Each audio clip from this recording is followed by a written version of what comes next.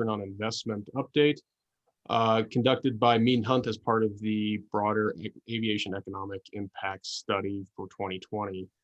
With us, we have Doug Blissett, the Managing Director of Air Service for Mead & Hunt, and Joseph Pickering, the Vice President of Air Service for Mead & Hunt. And we'll go ahead and take, if you have a burning question as the presentation goes along, go ahead and put it into the chat, and we'll address the chat questions first at the end of the presentation. And then if you have any additional questions, go ahead and use the raise hand feature, and Connie or myself will move you in as a participant, and you can ask it to the group. So this will be recorded as well. So if you do want to present this to your local Air Service Development Task Force or any other stakeholders, it will be made available. The study itself will also be made available on our website next week as part of the broader rollout of the economic impact study. So with that, I'll go ahead and turn it over to Joseph and Mead & Hunt. Thank you.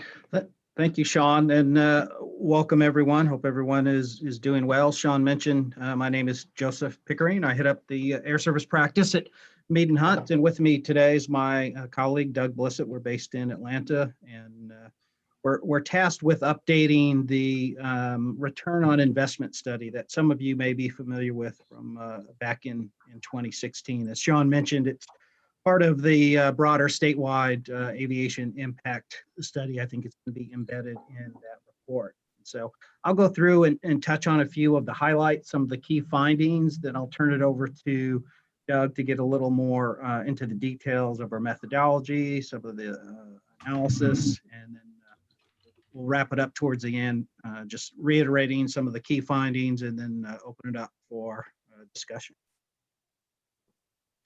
Next page.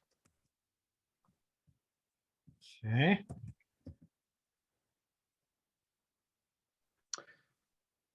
So when you boil it all down, and Doug will go into the details and complexity of the study, what it ultimately shows is that the Air Service Enhancement Program is doing what it intends to do, and that is bringing more visitors to from the state, increasing economic activity, and it remains to be a good investment and a good use of funds. Just a couple of caveats here. One, we did not touch on the capacity purchase agreement markets. That's kind of a separate program, but we did go through from that initial study in 2016, and Sean and his team provided updates to the program. One of the key differences was last time we only used the state funding. This time we used a combination of both local funds and state to come up with the ROI. So any of you that were around that remember that original report, if you were to kind of go back and look at those numbers, you'll see that it looks like it maybe came down a little bit, but big driver of that was because of the inclusion of local funds. So since the program began going back in the early 2000s, we're now up to over 80 projects that were supported through this program. And when you combine the dollars together through state and local funds, it's in the range of 60 million. As I mentioned at the outset, it continues to remain a good investment. What we found was that over the course of the entire program, for every dollar invested, it's almost a $20 return, about $19 for every dollar invested, or just over $1 billion in economic activity that generated. As I mentioned, it's doing what it's intended to do. When visitors come in, they spend money, they generate taxes, they drive incremental employment, and all that leads up to more economic activity. A big part of that economic activity is driven just alone by the visitor spending. For those that you were around during the last study, and we were trying to focus on, what would be a reasonable methodology that the legislators and community members could kind of wrap their brain around. Visitor spending was the big one, right? The more people that come in, the more people spend money. In fact, about 70% of the total economic activity was driven just from visitor spending. So it's really the big driver. And as some of you may recall from the last study, no surprise at all that Jackson is by far the largest destination market in the state. It's almost like its own unique. The ROIs are so high, and that was very similar to what we had seen in the previous study. But even when you strip out the effects of Jackson, the program overall still had a positive return on investment. And that's one of the key findings, that it doesn't just help destination markets, it helps the state overall. Now, as you might imagine, not every market is a winner. Part of the original justification, going back to that previous study, was the YDOT team wanted to be able to look at what made the most sense for the best use of these limited dollars for this program. And so, there's a wide range of ROIs, but even the thinnest routes, and what we found is, as you go deeper and deeper into what I'll call kind of more marginal flying, that is routes that maybe don't generate nearly as much ridership as others, because you kind of already picked some of the low-hanging fruit, if you will. Even those routes had a positive return on investment. Doug's going to get into more of that. But overall, as I mentioned, ROIs are positive, and this continues to be a responsible and positive use of investment for the state. So with that, Doug, I'll turn it over to you to get into the methodology and some of the more detailed analysis. Great, thanks, Joseph. I'll spend just a few minutes on the methodology just to set the playing field so that you know what exactly went into this economic analysis. And then we'll get into some of the individual returns and drivers of those returns. First and foremost, that's, as Joseph pointed out, is an update of the 2016 study that we did to assess the economic impact of ACEP. And as Joseph pointed out, we included the community investment in the denominator as well as the state's investment. It ties out to the overall 2020 aviation economic impact study conducted by JAviation. So you'll see that these two sync up when you look at the high level metrics. It's broadly based on a combination of direct airport surveys, a number of stats from the U.S. Department of Transportation, and then economic modeling analysis software that we use to assess. It's essentially, IMPLAN is the widely accepted state-of-the-art economic analysis software that's used throughout the nation, certainly throughout the world as well, but it's generally accepted as the most advanced economic analysis software out there. So the combination of those three, the surveys were essentially from the airport administration and operations, from the tenants and the capital improvement projects, and essentially assessed the number of employees supported, the payroll associated with that, and the direct spending associated with all three of those functions. The survey information for the visitor spending first starts with the actual route-specific passenger count. So we pulled the actual passenger counts from each of the ACEP routes and then applied a visitor ratio that's derived from the U.S. Department of Transportation statistics and augmented by local community surveys as well to determine how many of those passengers were true visitors to the region.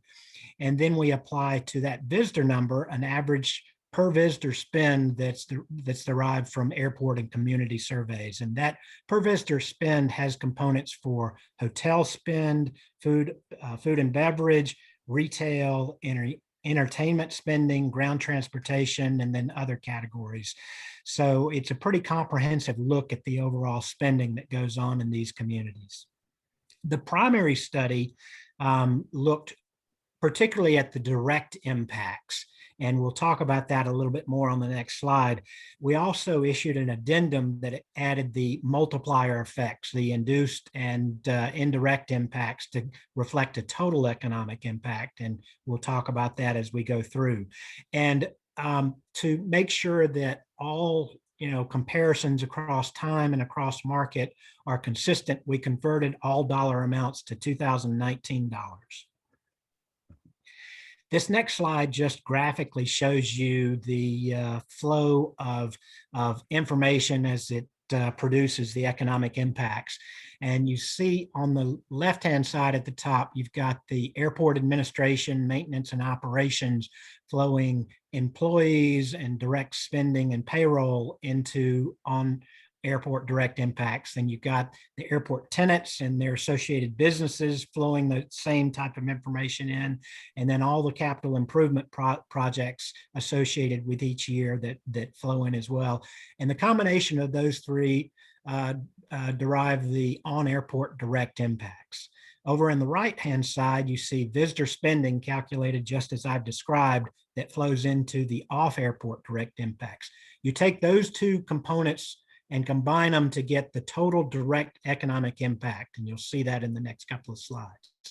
Now, that isn't the end of the economic impact as we assess it, because all of those employees, all of those businesses associated with on-airport and off-airport direct impacts have employees that go out and spend in the local community. They buy food, they go to restaurants, they buy clothes, they buy, various different items and services as well. The businesses associated with that, the restaurants that are in the airport have to go out and buy food and products and inputs into their own businesses.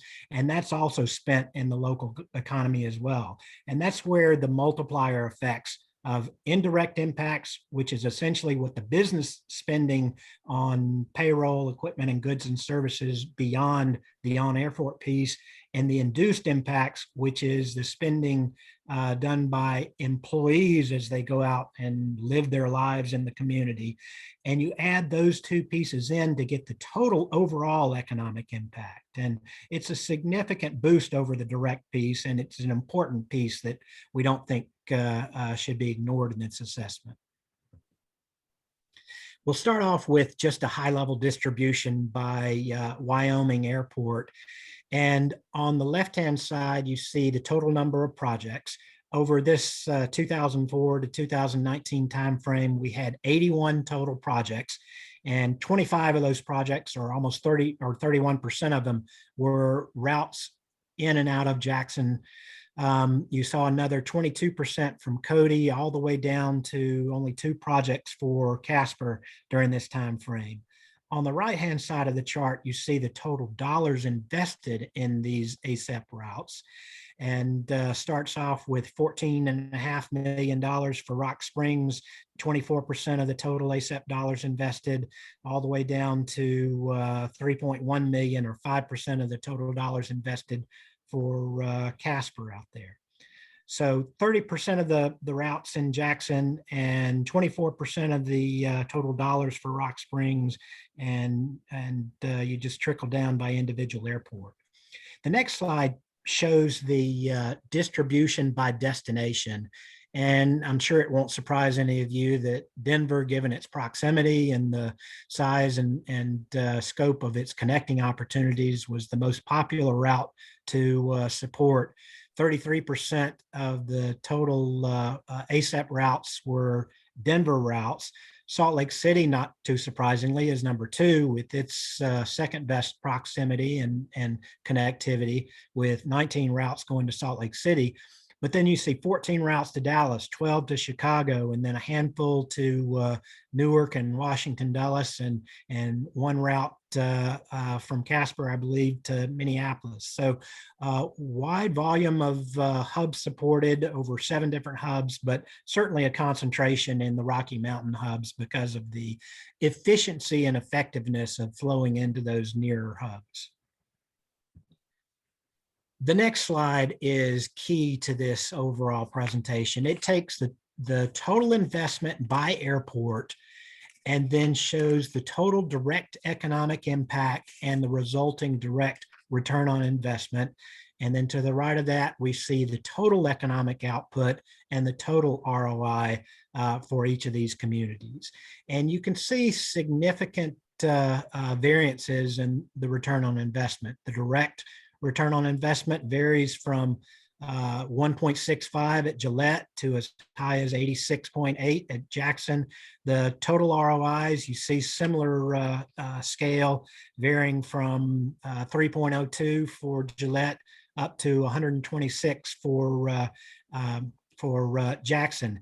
And just to clarify exactly what ROI is, it's essentially the total economic output produced by that investment divided by the investment, and then you subtract out the original investment. So for example, Cody's direct ROI of 19.49 means that for every dollar that was invested in Cody ASAP routes, you saw $20.49 returned. It's the ROI divided by the investment minus the original investment. So in aggregate, you see a total direct ROI of 12.36. That means $13.36 was returned on average for every one of those $60 million that were invested in ASAP routes during that time frame. On a total ROI basis, you see that number goes up to over 18.8. So as Joseph mentioned before, almost a $20 return for every dollar invested on a total ROI basis. Now, we certainly want to note that Jackson, with its significant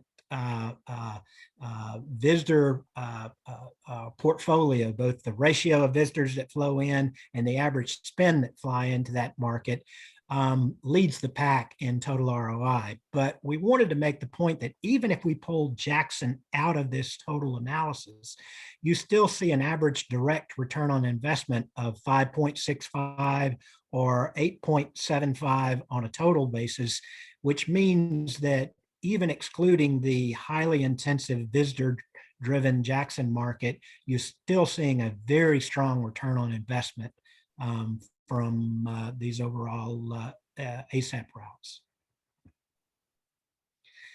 Quick look at high-level employment, state and local tax perspective. Of the 81 projects that we had out there, there was a total investment of $60.5 million in 2019 dollars. That's about $34 million in state investments with another $20 million in local investments, all grossed up to 2019 dollars. That's what gives you that total.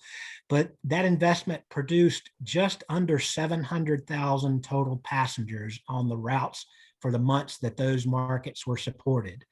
It supported 9,500 direct jobs at the airports, either in airport management and operations or the tenants or the overall CIP projects associated. And when you add in the induced and indirect jobs associated with it, you're up to almost 13,000 total jobs supported by this investment.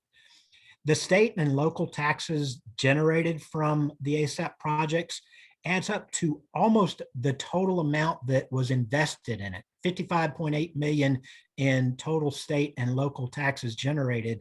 So you can essentially say that the taxes alone as a result of this investment covered 92% of the total investment out there. So practically all the other economic impact that was going on out there was over and above your initial investment. We wanted to look at the breakdown of the individual components of this economic output. And as Joseph alluded to before, the visitor spending makes up 70% of the total economic impact associated with these routes. And you've got, markets where, like Jackson Hole, where practically 90% of the people on board the routes flying into and out of Jackson Hole are visitors to the region, all the way down to 40% for other markets. You've got Gillette had 40% of its traffic that was visitors to the region. And this could be tourist or business visitors because they both spend money in the local economy. So that makes up by far the bulk of the total. You see 840 million of the total 1.2 billion total economic output was driven by visitor spending. But the other three components are sizable regardless. Airport management and operations generated $109 million in total economic impact. The business tenants at the airport generated 160 million of that total. And then the CIP projects associated at the airports was another almost 92 million. So substantial overall economic output, but primarily driven by the visitor spending piece. And because the visitor spending piece is such a big component, this next slide breaks that down into a little more detail by individual airport. You've got the second column shows the total visitors associated with each of the airports as you go through. You see a total of 451,000 visitors. And once again, you see Jackson with just over half of that total component, visitor component, but substantial numbers at all the other airports. You see 64,000 for Cody, 21,000 for Cheyenne, 55,000 for Rock Springs, all the way down to 9,000 at Casper. And the direct visitor spending associated with that out to the right. And then you see the direct visitor spending return on investment varies from the $77 at Jackson all the way down to $1.62 at Sheraton, or $1.62 at Sheraton, yeah. And then the total visitor spending, including the induced and indirect component, sees those numbers jump up, and that's where you get the total of $840 million in total visitor spending and returns ranging from 2.3 at Sheridan all the way up to $111 per visitor at Jackson Hole. We wanted to take a look at some of the strongest projects as well as some of the most marginal projects in here, and these next two slides highlight that.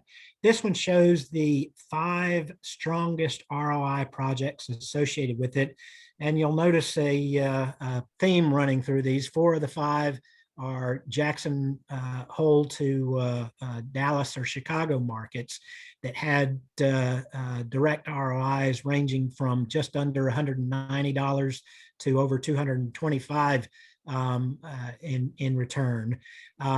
Cody to Denver was another really strong overall return. Obviously, the visitor spending component is the primary piece that's driving those strong returns for each of them. But even when you turn to the most marginal projects, which we'll see on the next page, these are the 5 markets that produce the lowest overall return. And once again, you see a theme here. You see 4 Salt Lake markets included in this list, and 3 of those were Gillette to Salt Lake markets. And returns that in fact, these are the only 5 out of all 81 projects that had ROIs that were less than 1.0, but an ROI of 0.9 for these projects means that it was returning $1.90 for every dollar that was spent. So these are still positive returns. They're just significantly more marginal than what you would see for the average project out there for ASAP. It's interesting, we looked at these over time because this covers a pretty broad range of years from 2004 to 2019. And we went back to look at our 2016 study, and the 60 projects that were a part of that 2016 study based on this current methodology had a stronger overall return than the projects since that 2016 study. The average return for the 2004 to 2016 projects was just over 22, while the projects beyond that were just over 14. But there are some key reasons for this, and they're pretty logical if you think about it. The first set of projects associated with ASAP were the low-hanging fruit, or the most important projects going into markets that would typically produce the highest returns for you. So, essentially the early ASAP projects were the most obvious, strong economic returns. And as ASAP progressed over time, you can see it investing in a little more aggressive projects. But I want to dig a little deeper in that so that you can see it a little more clearly. I looked at the Jackson Hole projects, and before 2016, it had a Jackson Hole to Dallas or Chicago project that occurred 15 times during that time frame. And those Jackson Hole to Dallas and Chicago projects had an average ROI of 172. After 2016, Dallas and Chicago had essentially proven themselves more aggressively to the airline. And so you didn't need to invest in ASAP related projects as frequently for that Dallas and Chicago service. So Jackson Hole turned to, more distant markets, more, well, I won't say marginal hubs. They're still strong hubs, but they don't have the overall connectivity that Dallas or Chicago would have brought to the table. So markets like United to Newark or United to Washington Dulles, much longer haul markets, which required a bigger investment per overall passenger involved. And the returns were still very strong there. They still averaged 51 ROI, but significantly lower than the 172 ROI that you saw pre-2016. So that's what's driving the reduction in the overall reduction in ROI over time. It's interesting too, we backed out all the Jackson Hole projects from this equation, and you've actually gotten better returns as you progressed. The pre-2016 non-Jackson Hole projects had an average ROI of 8.14, whereas the projects over the last 5 years saw a ROI of just under 10. So generally speaking, the projects have done what they're supposed to do. They've progressed over time. And while you've gone after more and more aggressive market opportunities, you're still seeing strong returns overall from these projects. At this point, I'll turn it back over to Joseph to hit a couple of wrap-up slides, and then we'll open it up for questions. Yeah, thanks, Doug. And I hope that provides a little more detail on what was a complicated process. We spent a lot of time running not only the direct impacts, but the total impacts with all the associated multiplier effects and taxes and employment and all those things. And all that detail is located in that larger report that is included in the statewide aviation economic impact study. And this study was done really in conjunction with the JViation folks who were working on that simultaneously. So we were kind of waiting for their numbers and their inputs as we were setting up our template, starting to run the analysis. So it really is much more tied together than the previous one. So the numbers were really up to date and really fresh off of that study. And so when you boil it all down, like I said in the beginning, this continues to be a positive investment, return on investment for the state. Not all the, as Doug pointed out, not every market was what you'd call kind of a great ROI. However, as he pointed out in that analysis, even some of the lower ones still had a positive return. However, some of those markets over time have been addressed through the inception of the capacity purchase agreement. So those markets that are flowing in and out of Denver.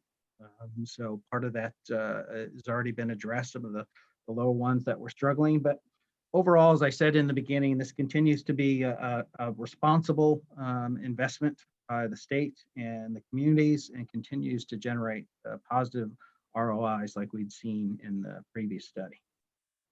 Next slide. So as I said, a lot of that detail, you can go into the appendix. Every ACEP route from the inception of the program with the details of what the total ROI, direct ROIs are included in that report that I believe will be in the addendum of the statewide study, John. But it should be embedded in there for those that want additional detail. But essentially, when you roll it all up, as Doug mentioned, for every dollar invested, you get almost a $20 return. I would take that investment every time. And so what it does, it generates the things that we talked about in the beginning that's it's supposed to do: additional economic activity, additional ways for people to get in and out of the state, additional investment, right? If you're a company looking to locate staff or resources, you need to know that you have access in and out of the marketplace. And so it's doing all the things that I mentioned in the beginning that it was intended to do, including supporting almost 13,000 jobs within the state. Doug touched on some of the tax implications as well. So a lot included in here, but as we said, even the stuff that wasn't as strong a return was still a positive investment. As the legislators debate, as budgets get tight on what's the best use of these funds, as I mentioned, part of the original justification was looking at this on a route by route basis to see what is the best return. That even the things that may be towards the lower end, the more marginal, as Doug was talking about, some of those thinner routes still remain a positive investment for the state.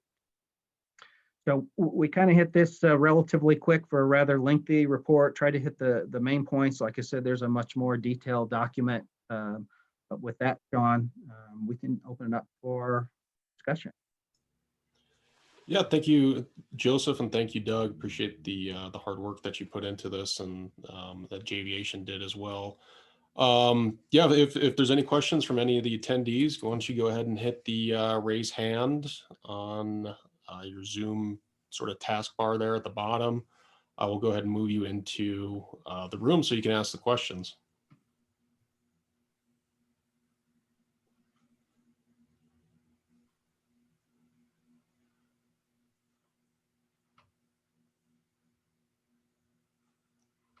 Well, I got a question for you, Doug and Joseph. One of the questions I think we get frequently asked is, well, these people were going to travel to Jackson anyhow, or to Casper anyhow. How does putting more routes and more seats into a market affect that? Those people were going to eventually go to these cities anyways. Is there an increased induced demand? What are your thoughts? Sean, first and foremost, there's no question that there are a number of these travelers that would have found some other way into Jackson or Cody or Gillette or wherever they were going. But at the same time, if they were visitors, then they have a wide choice of potential destinations. And, if they're choosing a ski trip, whether to go to Jackson Hole or to Salt Lake City or to one of the Colorado resorts, then the availability of direct airlift makes a huge difference in the choices that those consumers make for which ultimate destination they pick. So that's one major component that would certainly attribute a lot of this traffic to incremental. The other piece of it is, generally speaking, now granted this is pre-COVID-19 performance, but the average airline industry load factors prior to COVID hitting were in the mid 80% range. That leaves very few seats, and even the seats that are available are typically, you're going to pay higher fares for them. So the opening and support of new nonstop routes, particularly routes to hubs, provides significant new capacity to attract additional customers visitors into those markets. So that's another component that that leads you to believe that a significant amount of this is incremental. The other thing is that even if you believed 50% of this total traffic was going to travel regardless of whether these ASAP routes were supported or not, you cut that ROI of, as Joseph mentioned, close to $20 return for every $1 spent in half, and you still get an awfully compelling return on investment here.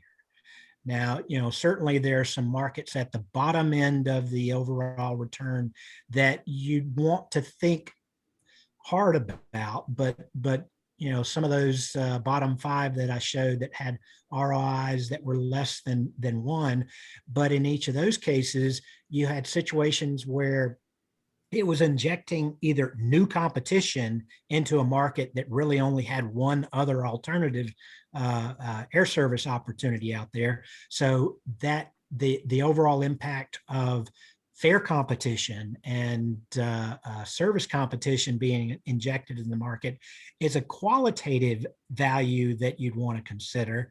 The other is just, incremental capacity into an airport that otherwise may be very, very constrained. So all of those go into that equation. There's no question that some of this traffic would have traveled anyway, but I'd be hard pressed to expect more than 50% of that traffic would have been on board those airplanes if you hadn't made the decision to support these new incremental routes.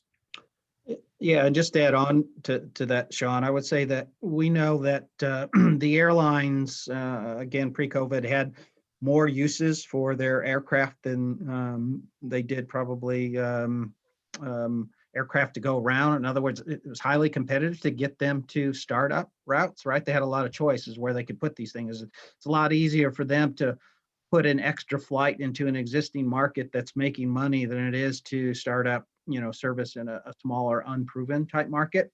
So those funds really kind of prime the pump, if you will, to get it off of the ground. And we saw a number of positive returns. And the other thing is not only inducing the airlines to take that chance and start that up so that it's sustainable over time on its own, is as a state, you probably don't want visitors or businesses that are coming to do business or spend in your state flying into somewhere else and then driving. Let's say they flew into Billings and then got a rental car. So now the economic impact of the local airport there is being picked up from outside the state. They're renting a car in an airport outside the state. They're spending money outside the state, whereas you get more of that investment within the state when you get people to actually fly into the airports within a state. So there are a number of compelling reasons, I think, that this program has value, just beyond the numbers we've presented here. And that is, people have choice to go elsewhere. The easier the access you make, the more people you are likely to get to come in.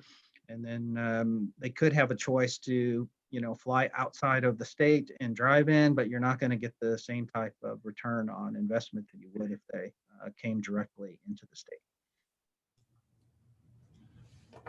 Thank you. That was a very insightful answer, so appreciate it. I don't see any other questions or hands raised. We put them to sleep. I was hanging on every word, Doug. It's a dry subject, we know. We do have, just a quick reminder, this will be available to the public next week with the broader EA economic impact study rollout. The airport should have or be getting their packets here soon. AJ, our senior planner, is here to make a couple, I think, plugs or announcements as well. Yeah, thank you, Sean. I just want to make a quick plug. You all should have seen the invitation come out this morning for the press conference on the 10th. If not, please get in touch with a member of our staff and we'll make sure you get that to be able to forward out to that YouTube live event. As Sean mentioned, this document, as well as all the other documents, we made available publicly the morning of the 10th prior to the press conference.